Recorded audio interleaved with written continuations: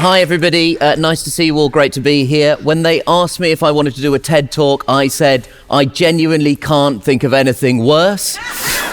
Because absolutely no one needs to hear a 39-year-old man with no discernible expertise musing into a Britney mic. But then they said, to be clear, no one wants that to happen. What we actually want you to do is interview Alaa from the Palestine Comedy Club, and I'm absolutely thrilled to be here. Alaa, tell us, what is the Palestine Comedy Club and how did it come into existence?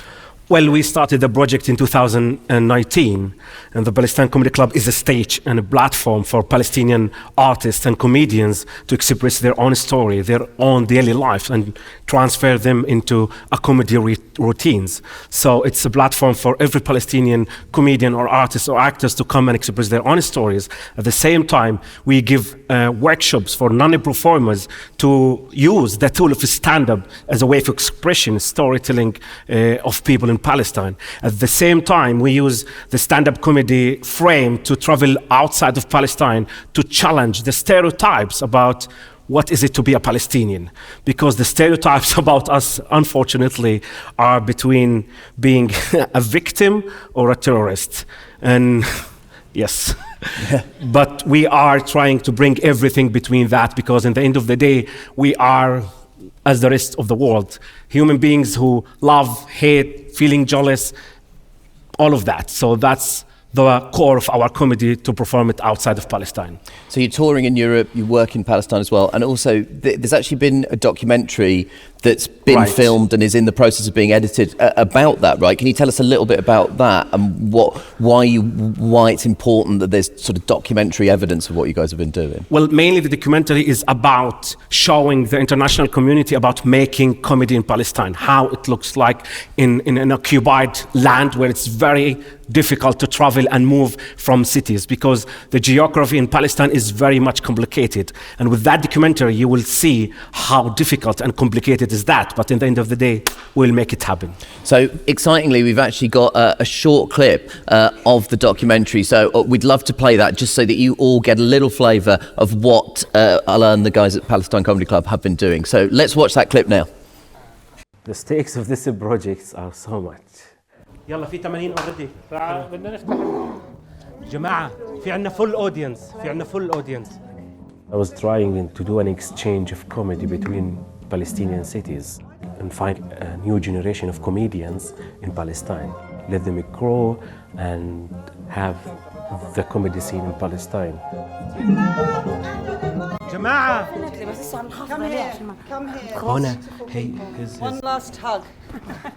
You do your trousers up as well. Yeah. I love you. You're amazing. And you're very, very, very funny. And the audience are going to love it. And that's all this show needs now, is an audience. Yes. Thank you, Sam. Thank you. Let's do it. We love you.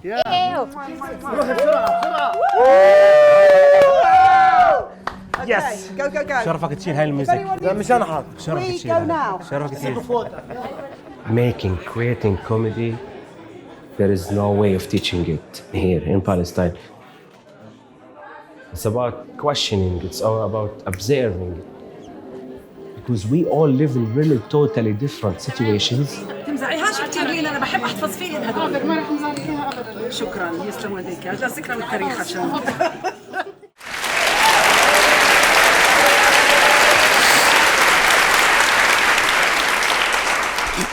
So much of that is so familiar to me, like, you know, everybody getting ready for the show, the excitement, the audience coming in. But what's it like doing comedy to a Palestinian audience? Well, that was from the premiere of Balad show that we did in Ramallah.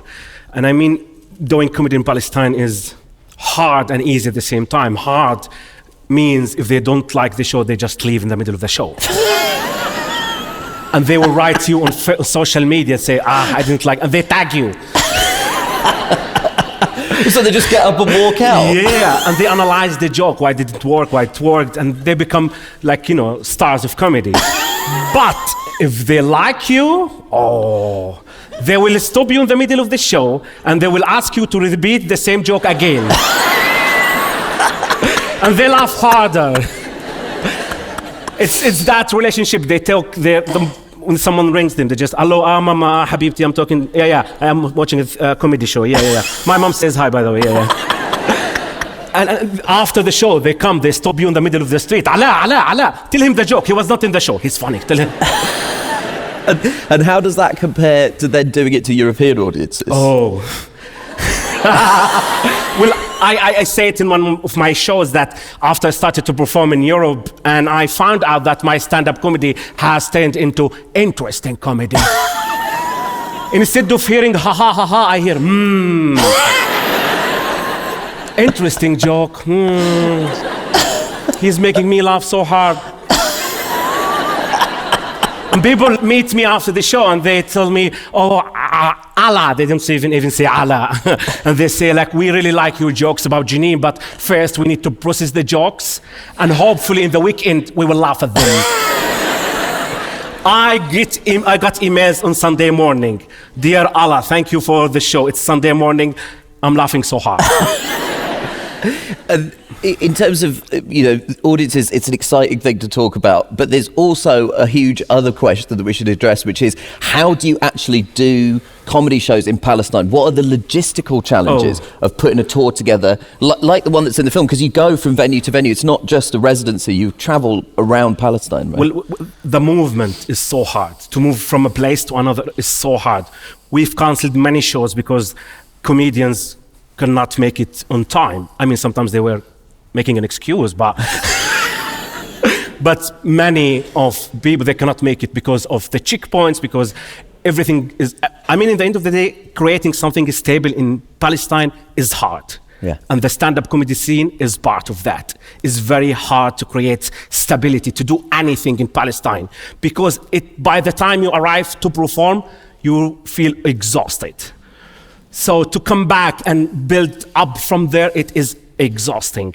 And that's what we try to do at the Palestine Comedy Club, to keep the spirit as much as we can, so we can create a circuit of comedy in Palestine. And there's places that you have shows booked that it's literally you can't go to, right? Like there's places that you were saying that there's like, sometimes you employ methods that are, it's not full lying. But like there are certain points where you have to be creative with the truth, right, to get in to do shows in like Jerusalem or Haifa, right? Well 2 years ago we had to perform in Haifa, and I'm a West Banker from Jenin, and Haifa is 45 minutes away from Jenin, and I'm not allowed to go because I have a green ID from the West Bank. And four of us were also from the West Bank, and we are not allowed to go.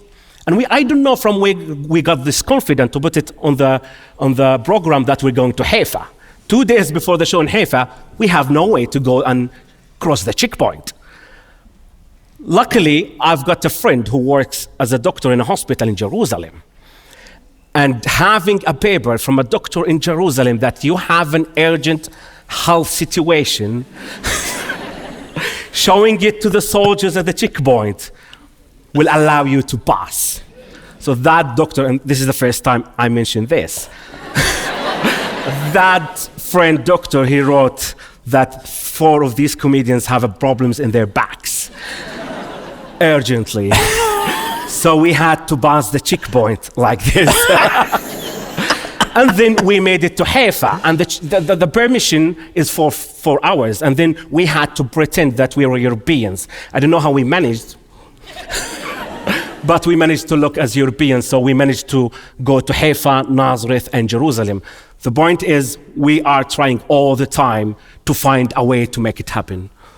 And why is comedy the way that you're choosing to engage in creative expression here? Why in the midst of all of these logistical difficulties and a sort of terrible living situation for so many people, why use comedy in the way that you're using it? Well, it's a part of our daily life. It's the human nature.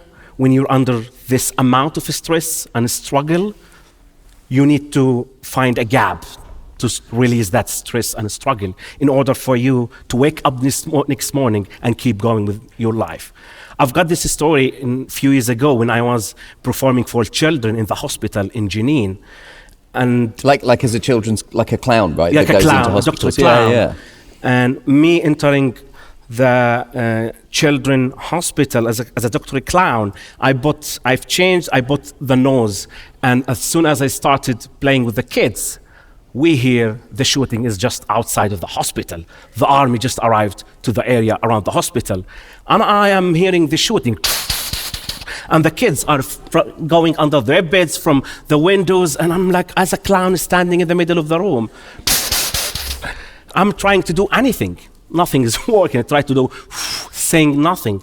I've got the idea to use this bubble thing just as a gun. So I imitated the gun, the shooting, and then I said, and you hear the sound of the army shooting, and then I do it over the sound. And then what's the magic about it? That the kids started to play with that.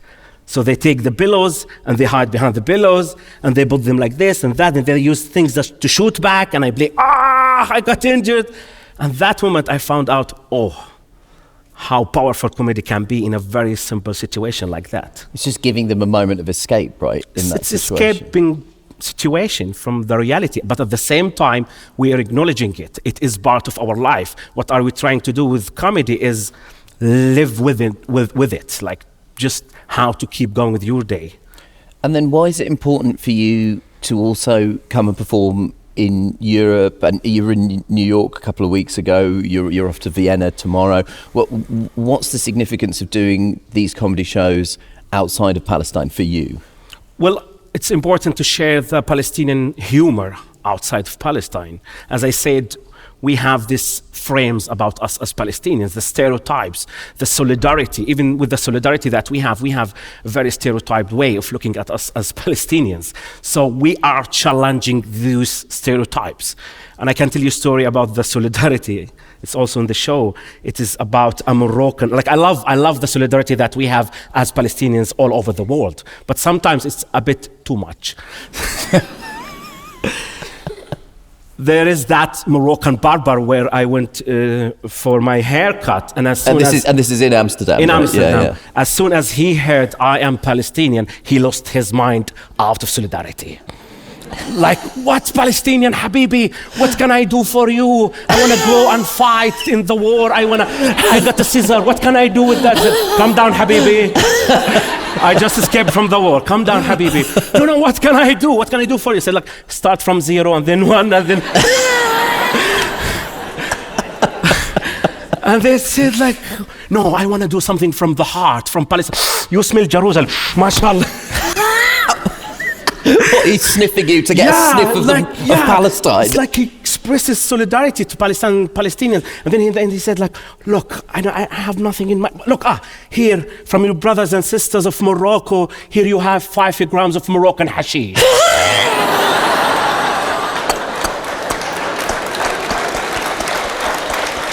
And to be honest, that was chilled solidarity. If anybody would like to express solidarity... This is recorded in Hackney, and let me tell you, based on my experiences, there's a few people on the streets of Hackney capable expressing that solidarity. And then he charged me 90 euros. Did he not think about giving you a discount for solidarity? No, it's 90. For him, it's like 50%, you know. Because I think I'm interviewed and I'm asked about the importance of comedy, and I think it's something that I sometimes bristle against, because comedy shouldn't take itself too seriously, but like it feels like what you're doing is genuinely about building empathy. It's helping people survive in a war zone, but it's also like, how important is it for you to show people that like you guys aren't just victims and you're three-dimensional people, because that's so critical, right, for building empathy? Of course. I mean, the way how people look at us, I mean, you know, with generosity and with love and with support and solidarity, but in the end of the day also we need respect, and we need to look at us as humans, and we all have the same daily life. The only different thing is the occupation. In the end of the day, we all feel the same, but the only different thing that we try to say is just the occupation. So sometimes people got confused about that, and the way how solidarity became is more with, you know, looking at us as victims of the situation. but we are not. We are fighters who try to live every day, make our lives, reach our dreams, our futures. So that's what are we trying also to tell through the comedy. Thank you so much. Thank you, Thank you Habibi. very much, Alaa. You're the best man. Thank you so much. Thank you. Great. Thank you very much. Thank you. Shukran.